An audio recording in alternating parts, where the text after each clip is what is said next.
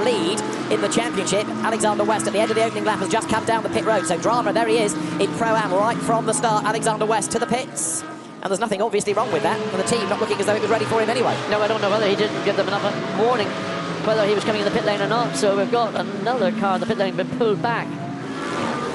Now this is fun and games coming from the chicane down towards turn 16, and getting turned around was the number 31 Audi, and that's why 188 is in the pits, because it got caught up in that incident as the Audi of Finlay Hutchison was turned around and the McLaren glanced in. There's probably enough damage to put that, well, it's going to be as good as out of the race, but it's going to lose at least a lap, if not two. The 93 Mercedes, and up the inside, Fisichella didn't need to be asked twice, but that was the error coming through turn 5, and not just one car, two cars have gone through the McLaren. One corner, two cars past you. If things were to stay as they are now, that would be the Gold Cup in the championship to the Iron Danes, because Brendan Arive has just lost a place, and now he's been given a hard time, and he's tagged into a spin by the Lamborghini. Around he goes.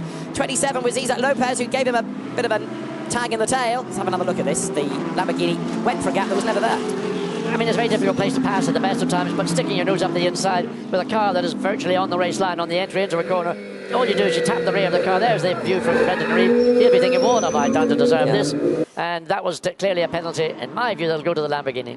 The battle might be shaping up for second place now. The leader, as you say, getting away nearly 4 seconds to the good, Alessandro Pierguidi. But Jack Aitken, Klaus Bacher together. Fisichella gains another place there. Look on the inside of Giorgio Roda, so he's 32nd now, or is he? Well, I don't know if he has or not, because the Porsche was on the inside going into turn 5. So off the contact, Fisichella through and goes through. And he can't make any further progress. And a spin there, that was the Boutsen Audi, wasn't it? Carrie Moget has gone around, coming out of turn 2. So that throws that car down the order. And there is 52 with a punctured tyre.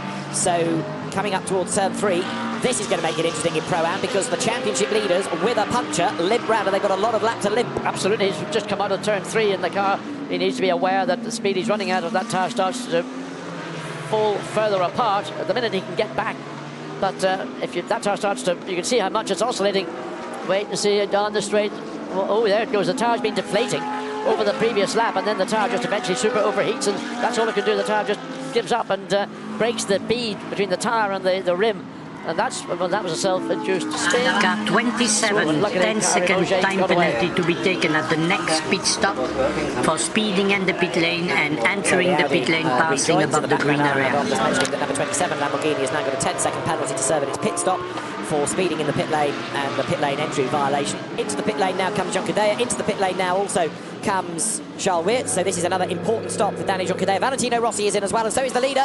Alessandro Pierguidi comes into the pit lane. Back into the race goes number 911 Porsche then.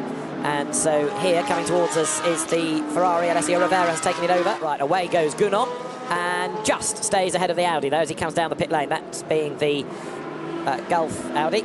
And there, look, is the Mercedes of Stein Scotthorst, and so Gunon will be ahead of him as they come back onto the circuits. Back into the race, Nikolai Schiergaard, and there's Jules Gunon, desperate to try to clear him, gets in the middle of traffic, gets past the Porsche, can't get past the McLaren, but there's a right old scrum of cars here, and the one that comes off worst there, look, was Stein Scotthorst, because he was briefly blocked by number 91 Porsche that goes out wide. So through that battle pack has come Jules Gunon, but he's not yet been able to clear the McLaren, and through on the inside line there goes Ricardo Feller. Feller takes a place away from Gunon. This is Nico Müller trying to go to the inside of Giorgio Roda, and there's the contact. He was almost alongside, backed out, but then another bit of contact turned the Porsche into the wall. And also through on the inside there, Christopher Hauser chasing after Stein Scotthorst. Behind them, Nico Müller. Yeah, through on the inside goes Feller, and also then Müller through the traffic, but out the other side of the corner, through has gone Ricardo Feller. He's done it, he's got ahead of the McLaren. That's what I call proper racing. Here it is, on board with Feller. Yeah, the McLaren slightly unstable, coming out of turn 4, and all of a sudden you see the Audi gets the opportunity, gets up down the inside, forces the issue, and good work by both drivers. That could have been a bit of a rub. So that's not going to threaten this battle for the moment, as Michel Gatti does commit to the inside of turn 4, goes through, great move. Yeah, good move. Caught unexpectedly, I think, the Mercedes, and she put it down the inside, held her ground.